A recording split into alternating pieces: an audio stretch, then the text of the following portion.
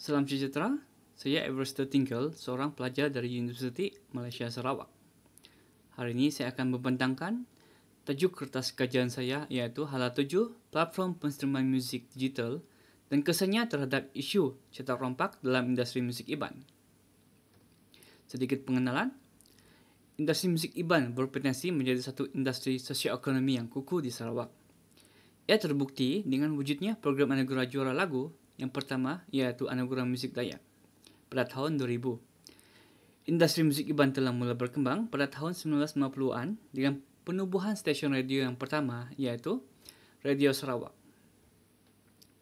Walau bagaimanapun, isu cetak rompak telah memberi kesan negatif dalam perkembangan industri muzik IBAN.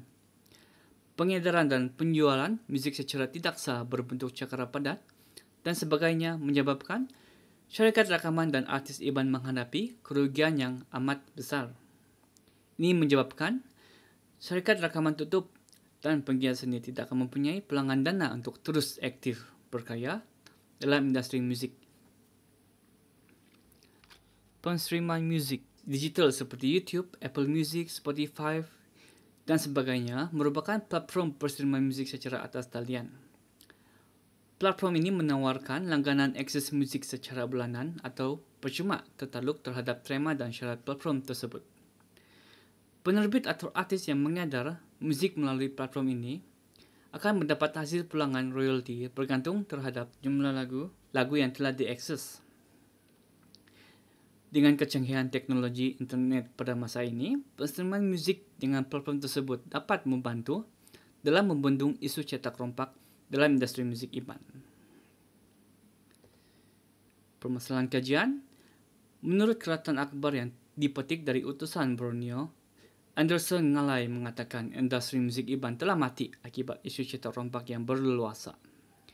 Pihak tidak bertanggungjawab menjual dan mengedar album cetak rompak dalam bentuk CD atau VCD dengan harga yang lebih murah. Malah, salinan album bukan original dihasilkan secara besar-besaran tanpa melalui proses penerbitan album yang tulen. Akibat isu tersebut, syarikat rakaman dan artis terpaksa menghentikan operasi penerbitan.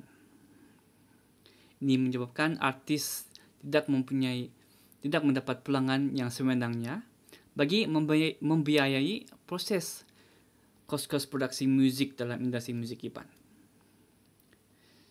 Seterusnya, penerimaan muzik digital melalui platform seperti Spotify amat memudahkan dalam mengakses ratusan lagu melalui peranti seperti telefon pintar secara dalam talian.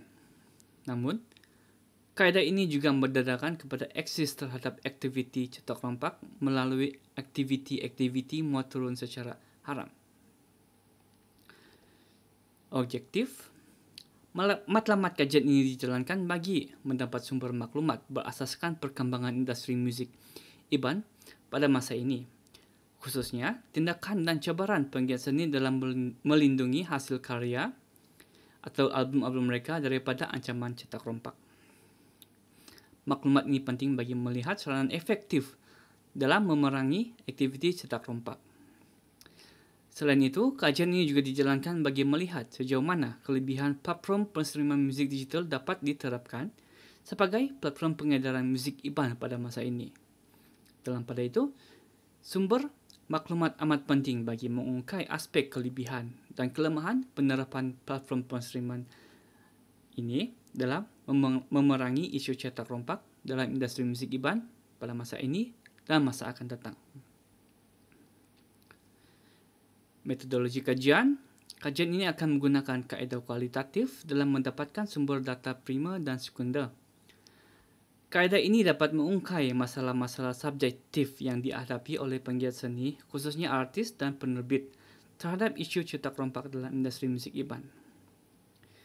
Dalam sesi temu bual telah dilakukan dengan Encik Gibson Rentap. Beliau merupakan seorang penerbit eksekutif bagi syarikat rakaman Kaban Music Production. Bagi data sekunder, analisis dokumen telah dibuat dengan rujukan Keratan Akhbar, jurnal, dan lain-lain. Hasil dan perbincangan. Hasil rumusan dari sesi temu bual bersama Encik Gibson Rentap, Pengaji telah mendapati isu cetak rompak sememangnya memberi kesan buruk terhadap pertumbuhan ekonomi dalam industri musik Dayak, khususnya dalam industri musik Iban. Penjualan album berbentuk cakra padat, CD, dan cakra padat video VCD memberi peluangan yang amat merugikan kepada syarikat rakaman dan juga artis. Namun, Encik Gibson berpendapat penjualan atau pengedaran muzik melalui CD dan VCD pada masa ini sudah tidak lagi relevan. Perkembangan teknologi internet dan peranti telefon pintar membolehkan pengedaran muzik dilaksanakan secara dalam talian. Perkembangan ini juga sekaligus dapat membendung gejala cetak rompak berbentuk CD dan VCD dalam industri musik Iban. Oleh itu, syarikat rakaman KMP telah memanfaatkan penerimaan musik digital, radio dan televisyen sepenuhnya sebagai platform pengedaran musik. Menurut Encik Gibson, penerimaan musik melalui platform YouTube, Spotify, Tidal, Apple Music dan lain-lain sememangnya dapat memberi peluangan agak lumayan. Golongan penggiat seni harus memanfaatkan platform tersebut sebagai platform pengedaran karya pada masa ini. Beliau juga mengatakan sewajarnya penggiat seni mendaftar karya yang telah dicipta dengan badan-badan agensi hak cipta seperti Badan Perlindungan Hak Cipta Karyawan Malaysia.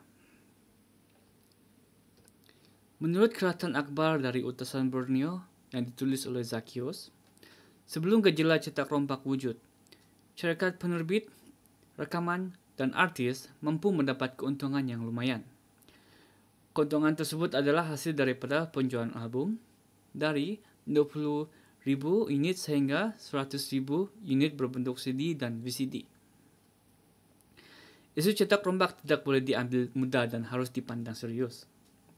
Oleh itu, Kementerian Perdagangan Dalam Negeri, Koperasi dan Kepenggunaan telah bekerjasama dengan organisasi tempatan iaitu Persatuan Artis dan Pemuzik Dayak dan Persatuan Industri Rekaman Dayak Sarawak bagi membendung aktiviti isu cetak rompak dalam industri musik Iban. Selain itu, KPDNKK mengenal pasti CD dan VCD musik Dayak yang telah dirampas adalah berasal daripada penghilangan daripada kilang semenanjung Malaysia. Kesimpulannya, isu cetak rompak memberi impak negatif yang drastik dalam perkembangan industri musik Iban, terutamanya dalam aspek pertumbuhan ekonomi. Walaupun pihak KPDNKK telah melakukan operasi memerangi gejala cetak rompak dengan kerjasama pihak Persatuan Dama dan Perisai sejak tahun 2010, gejala penjualan album cetak rompak berbentuk CD dan VCD masih berleluasa sehingga hari ini. Dalam pada itu, banyak syarikat rakaman dilaporkan gulung tikar akibat kerugian daripada gejala cetak rompak. Walau bagaimanapun, isu cetak rompak berbentuk cetakan CD dan VCD dapat dibendung pada masa ini. Perkembangan teknologi internet dan peranti seperti telefon pintar membolehkan akses dunia hiburan dengan mudah. Demikian, pengedaran musik berbentuk CD dan VCD sudah tidak lagi relevan. Oleh itu, penggiat seni sewajarnya perlu memanfaatkan platform penerimaan musik digital atas talian sepenuhnya. Namun, penerimaan secara digital juga terdedah dengan ancaman cetak rompak secara digital. Justru, terdapat undang-undang harta intelek telah digubal bagi melindungi golongan penggiat seni dalam ancaman cetak rompak secara atas talian. Selain itu, kesadaran masyarakat tempatan terhadap kesan cetak rompak harus dipupuk. Hal ini penting bagi mengelak aktiviti cetak rompak terus menghantui perkembangan industri musik Iban pada masa ini dan masa akan datang. Oleh itu, pertumbuhan ekonomi dalam industri musik Iban dapat terus berkembang dengan mengambil langkah memanfaatkan segala jenis platform penerimaan musik digital berdasarkan teknologi internet. Ini juga dapat membendung gejala cetak rompak berbentuk cetakan CD dan VCD dari terus aktif. Dalam pada itu, penggiat seni sewajarnya mendaftar hasil karya musik ke badan-badan perlesenan hak cipta seperti MSCP dan sebagainya. Ini merupakan rujukan bagi penulisan kajian kertas ini. Sekian dan terima kasih.